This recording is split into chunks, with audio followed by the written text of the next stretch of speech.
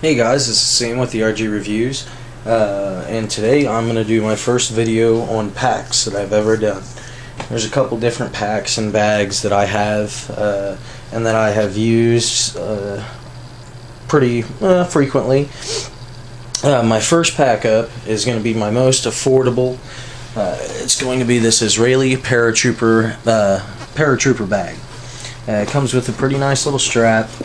These things, they're good to have a pack on you, and need a little decent tough pack for a good cost, and you don't want to stand out very much. It's just a little messenger bag, inconspicuous. I do have one or two complaints.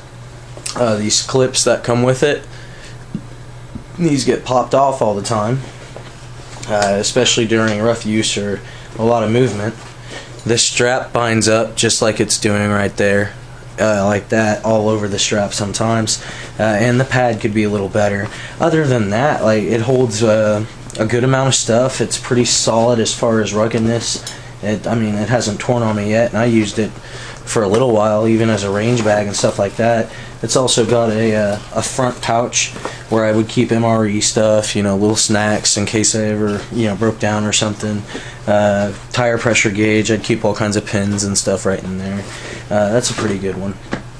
As far as cost goes, next up, I'm just going to move up in cost, is a medium Alice pack. Now, these are pretty awesome, virtually indestructible as a pack. I mean, these things just don't stop. You can get tears. You can do all kinds of stuff to this and just keep it going. It uses the Alice webbing stuff with Alice clips and whatnot, which are pretty cool because you can rig stuff like Mosin Nagant pouches in there. And I found these were really good for shotgun shells and a compass and a couple flashlights. These things aren't completely waterproof. Not really waterproof by any means, so that's why I always say, use plastic bags in there. It helps a lot. Ruggedness and durability, it's like A+. Comfortability is a whole nother thing.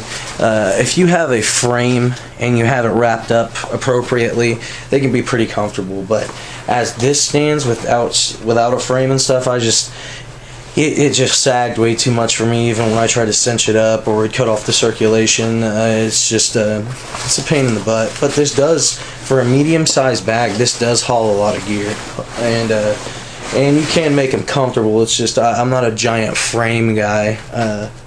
Yeah, but you can hang stuff from the bottom of it, which is great as well. Now I'm going to move up to my 3-day pack that I just got. It's made by NC Star. It's a pretty sweet pack. I'm pretty happy about it. It's MOLLE compatible. I usually don't get into the MOLLE thing that much, just because MOLLE webbing can be a little bit of a pain sometimes, especially if you want to take pouches on and off. But that's neither here nor there with this pack. It really has a lot of carrying capacity. This is where I keep my snacks and whatnot, just in case, like I said, I get stuck somewhere or I'm hungry, I don't have access to food for a little while, or I just don't feel like spending money. I keep a couple of little books and survival guides, a sharpening stone, pair of Nomex gloves, a small watch cap, my phone charger, some Cornhuskers lotion. Actually, it's really good stuff there. On the front of this attached is a trauma kit, and this is just my everyday carry bag. It's not like anything crazy. It's just the stuff I might want to have laying around in my car in case I get stuck somewhere for like maybe an evening or a day or something like that. On the inside, this bag's pretty sweet. It actually has a spot for a CamelBak right back here, and then it loops up through the top right here, and it's got on the straps, it's got those little D-rings that you can run it through. I carry a dump pouch, my rig for work, 200 foot of paracord, some shades, some ballistic shades and goggles, just in case, because I know sometimes Oklahoma gets really sandy. Spare magazine pouch just in case I need it. I don't know if I said 200 foot of paracord yet, but I did. And a little dump pouch. Those are always great.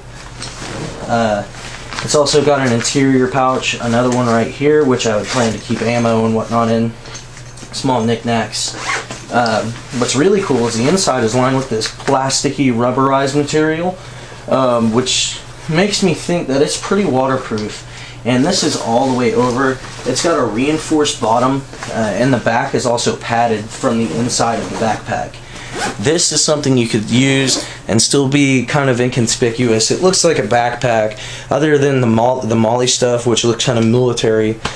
That would be a dead giveaway, but I mean, it's just a little backpack, which I use all the time. I really like it because it has side carry straps like a briefcase. You can cinch everything down for it to be as small as it needs to be. The strapping's pretty good. The canvasy fabric's pretty good. I really like that. It's got an ID badge just in case you leave it, or an ID, or a spot for an ID badge just in case you leave it or lose it, and someone's nice enough to return it and not steal it. I usually have my multi-tool in here. It's just out because I was using it earlier. The straps are a little bit to be desired. If they were just a little thicker, it would make it way more comfortable. And maybe like one small strip of padding. Oh, sorry, you couldn't see that. Maybe one small strip of padding right along the back here, just to add, reinforce the shoulders. But it does have the chest, across the chest strap, and a waistband here, which does help secure it to your back, and it's pretty nice. I mean, you can pick this one up for like 32 bucks. The Alice you can get between like $19 and $30 sometimes, and these are both great values. I'm gonna move on to the biggest pack I have. Oh, I forgot to say, as far as options of use, like hanging stuff from them, knives, water equipment like canteens, camelbacks. The Alice you can hang a few different things from with the Alice webbing. The messenger bag, I used to rig stuff from that strap there. Not always the best option because it would knock it down. So the messenger bag isn't going to be great for options on rigging. The MOLLE bag, it's going to be awesome for options on rigging, because not only do you not have to worry about rigging your water source to the outside of your pack, but there's just so much MOLLE on it, you can rig a lot of stuff. And it's always a nice little thing to have your CamelBak actually inside your bag, and the inside of that's pretty water resistant as well, in that little flap. So I'm not going to worry about my stuff getting wet, but I still, no matter what pack I pack it into plastic bags just to be careful. Now I'm going to move up to the biggest pack I have, and I'm going to try and get through this one pretty quick. This is the V-Pack. It's a transitional military pack between what they're using today and the Alice pack. This thing is awesome. The cost that I would have had to pay for it, if I bought it from where I worked, is $175. I mean, that's what the customers pay. 175 bones. But this pack is a large pack, and I tell people, to assess the situation they're in, because you might not actually need a large pack, because that is a lot of space. And if you're planning like a 3-day bug out bag, that is not the amount of space you need, and you're going to be carrying a pack that's too big. It's just taking up space. Now on these, it's extremely easy to overpack yourself. No matter how big and strong you are, eventually you'll get fatigued, and the lighter you can go with is always the best. And that's just a general rule of thumb for everything. This stuff, I found myself like 2 or 3 weeks, this is my bug out bag pretty much. Every 2 or 3 weeks I would go through and look for something and say, do I absolutely need this in my bug out bag? Probably not. Or is this thing just for comfortability? Or do I have too much of this thing in here to be practical? And so on and so forth. And then I'd slim it down because I just had it way packed out. But awesome things about this is it has a really thick reinforced bottom there with canvas. The inside is lined with like almost a small plastic lining. You can't really see it, but this stuff right here has a small, like almost poncho-y feel. So I'm pretty confident that that's going to be pretty water resistant. It's got this really nice pouch or this really nice zip top that just closes up and press it down. It's still holding traditional to the Alice webbing there. This will bolt down, or will strap down over top of the bag. That's pretty sweet. And that not much water is going to get in there. It's got an integral frame, which I love. This frame rocks. It's got this really sweet pad, and it's on there pretty good. I was pretty skeptical because it seemed a little flimsy, but it's actually like mollied in there almost, because there's molly-like strapping back here for the frame. The kidney pad, top notch with the waistband. That's probably one of the best ones I've felt in a long time. This stuff is so easy to adjust, and the pads on the straps are just great. So they make this bag as comfortable as it should be and could be. One complaint, there's a big long pocket right here. I don't really like that. I would rather have two smaller pockets. That's just me. But you can strap these pockets down, and then there's cinch straps that go across, kind of like on this one, on the 3-Day Assault bag from NC Star. By the way, this is NC Star. This is by Fox. The messenger bag is by Fox. Surplus company that does a lot of stuff. The two, Alice and the V-Pack, are straight up military. And you can find these at surplus stores, online, or on eBay.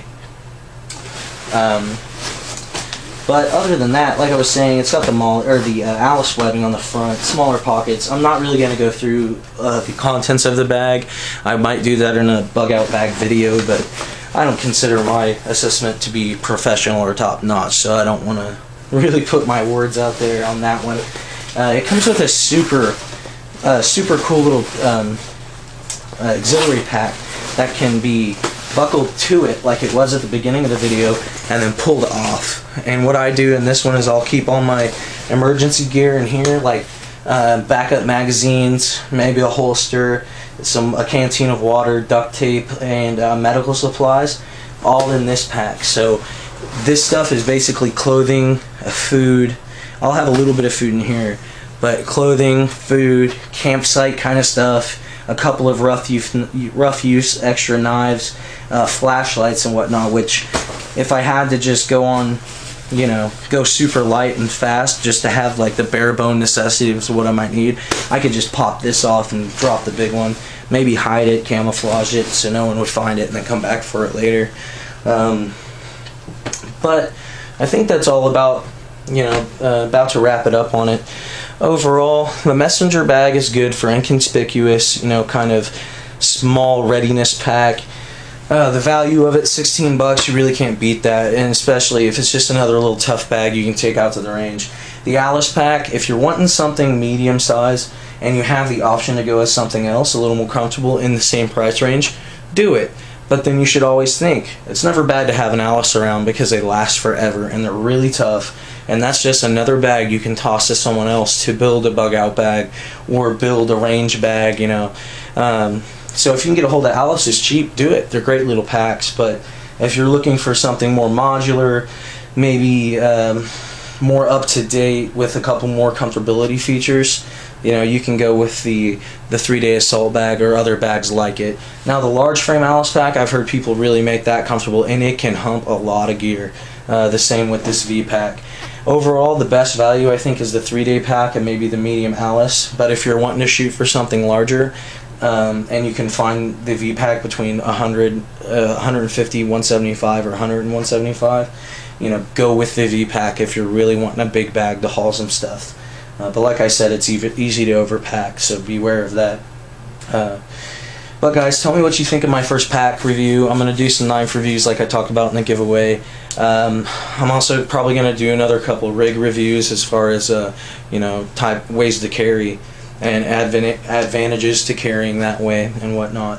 But thank you guys for watching. Like I always say, train practically, stay safe, don't cut corners in your training. Get people trained up correctly, especially if it's family members and whatnot. But you guys take care. Have a good evening.